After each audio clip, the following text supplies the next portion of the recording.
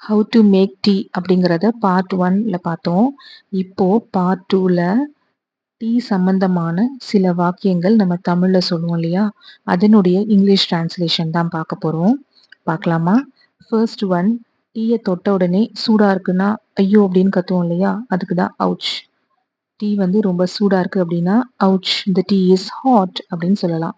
அதே டீ வந்து ரொம்ப ஜில்லுன்னு ஆயிடுச்சு, கூலா இருக்கு அப்படின்னா the tea is cold அப்படின்னு சொல்லலாம். இல்லைன்னா this tea is like ice. Ice மாதிரி ஜில்லுன்னு ஆயிடுச்சு அப்படின்னா this tea is like ice அப்படின்னு சொல்லலாம். இப்போ உங்களுக்கு வந்து டீயை வந்து சூடுபடுத்தி கொண்டு வரணும் அப்படின்னா can you please heat it? can you please heat it அப்படின்னு கேட்கலாம். சூடுபடுத்தி கொண்டு வா. can you please heat it and bring? அப்படின்னு நம்ம கேட்கலாம். நெக்ஸ்ட் வந்து இந்த டீல நிறைய சர்க்கரை இருக்கு அப்படின்னா this tea has too much sugar அப்படின்னு சொல்லலாம்.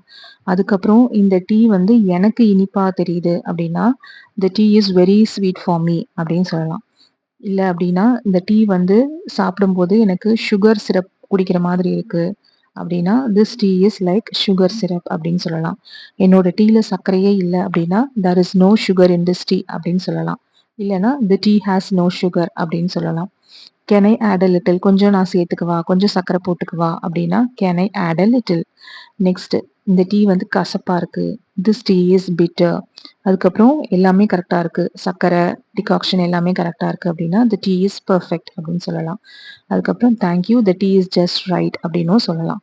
தேங்க்யூ அதாவது நீங்க டீ கொடுத்ததுக்கு ரொம்ப நன்றி, ஜஸ்ட் ரைட்னா கரெக்டா இருக்கு அப்படின்னு சொல்லலாம்.